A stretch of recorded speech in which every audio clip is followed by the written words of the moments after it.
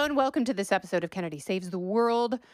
So today is Mardi Gras. So have a hurricane and flash your boobies, you two ladies, all day long. That's fine. You have license to do it. It is if you are a practicing Catholic or Christian. This is, the last day before Lent starts tomorrow. Tomorrow's Ash Wednesday. And that's when you got to get right with God. And I think it's a wonderful thing to do in the spring to take stock in your spiritual life, figure out what you've been missing and what can be provided through that beautiful holy ladder is your personal communion and meditation with God. And if you're an atheist, that's fine. I don't care what you do. But I always try and give something up for Lent because I think the struggle and constantly going back to realizing that there's something that you really want that you're depriving yourself of.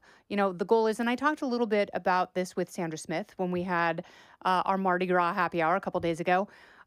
It's really about what you are lacking and what you fill it up with in terms of earthly habits. And so for this Lent, I'm going to do what I've done the last couple of years, which I found to be very successful. And I got this idea from Emily Campagno. The first thing I'm going to give up is shopping because shopping is it's too easy now between Amazon, the buy it now button, and and I've also talked about my ability to be preyed upon by Instagram sellers who, because of the algorithms, they know exactly what I want. They know exactly the color scheme that I'm always looking for, and they make it so easy to pay. And then you autofill it, and then all of a sudden you have a rainbow print silk caftan, hand beaded with little elephants and chimpanzees all over it, and it cost you half a mortgage payment, and it was all too easy. And then you try it on, you're like, oh my God, it looks so great. I need this in my life. And then you don't send it back. So I waste so much money on foolish purchases through shopping. So that is the first thing that I give up for Lent.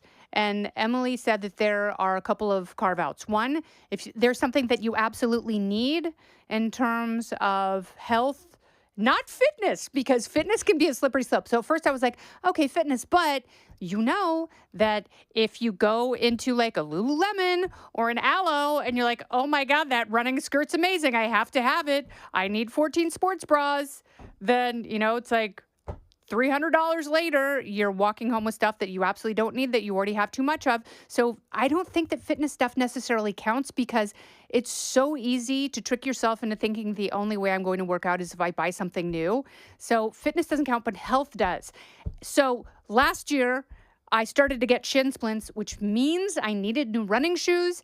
And I asked Emily, and she said, yes, that's fine. You can get new running shoes during your shopping-free Lent. But it is so much harder than you think because it is so easy to buy things now that we do it reflexively. We do it without thinking. We spend so much time just looking at our phones, going to our default places, and enjoying brain rot. And so the sellers have found us in our brain rot depots, which are, of course, for me, it's Instagram. I don't have TikTok. Facebook does the exact same thing because they're owned by the same company. And, if you waddle over to Facebook to see what your high school friends are up to, then all of a sudden, the dress you were looking at kind of follows you. It's like, are you sure you don't want this? Because I think it would look amazing on you. And it's like, yeah, I do. But I don't do that during Lent. And you should try that. Like, even if you are not practicing anything, giving up shopping for 6 weeks, you will be astounded by how much money you save. It's the same thing if you bring your lunch to work, because I know so many people, particularly people who've only been in the workforce for a few years, who don't have any money left at the end of the pay period because they spend so much money going out for lunch or going and getting something and bringing it to work. They spend like 3 times as much as if they did like meal prep or did something simple like a bagel and cream cheese and just brought something in. So you waste so much money online shopping the way you waste so much money going out and procuring a lunch. Always get good friends with expense accounts and then talk about work for 5 minutes so they can take you out for free lunch. They said there's no such thing as a free lunch. There absolutely is when someone you know and love has a business expense account.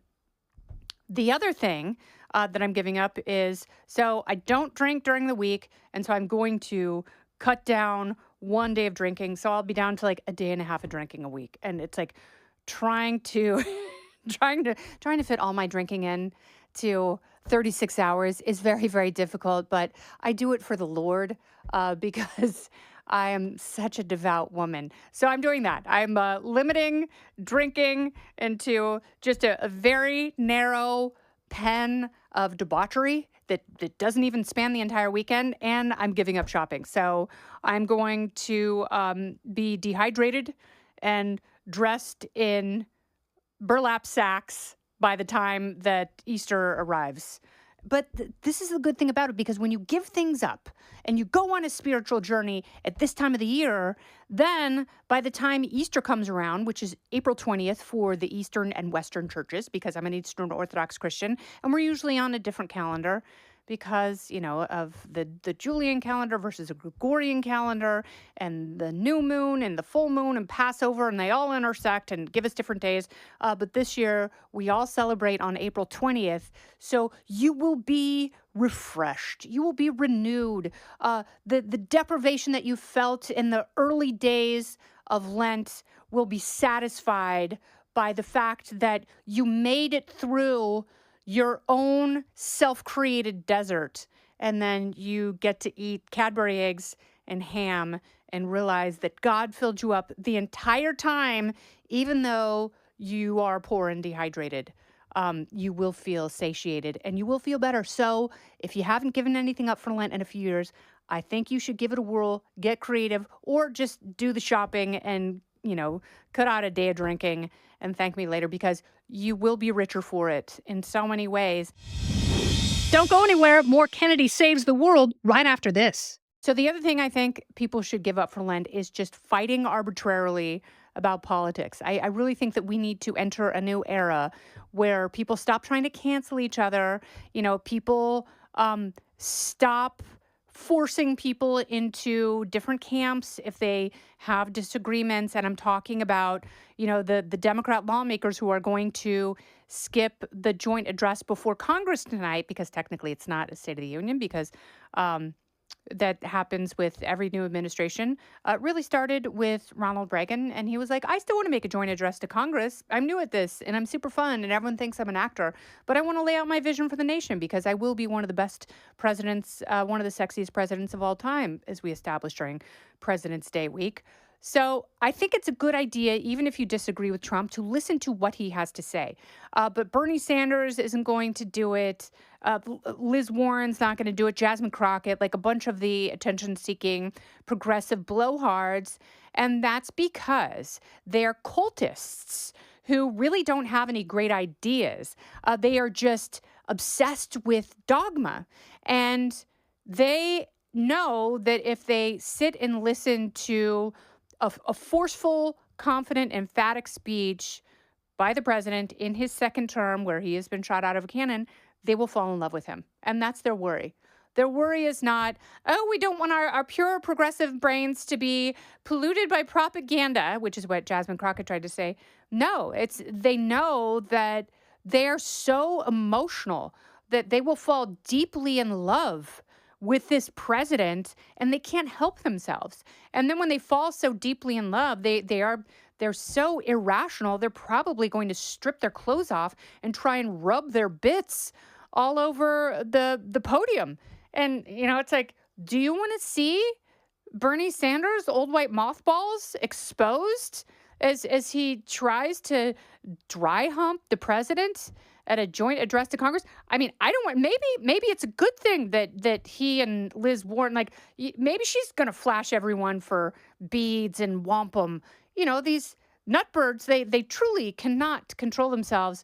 But I think we need to get past that. And we need to get back to the era of abstracting a few good ideas where we have intersections of agreement, and the rest of it come up with arguments for why this is illogical and why it won't work and what you can offer that will make the world actually better, not what you can offer that can bring your opponent down, because that playbook is so 2017, and I'm bored of it, and everyone else is bored of it, and we have to politically evolve as we go on a spiritual quest. And part of that is humility, and God gave us the rational capacity to realize when we have to be humble. And, one of the very best, most amazing things about me is my humility. This has been Kennedy Saves the World. I'm Kennedy.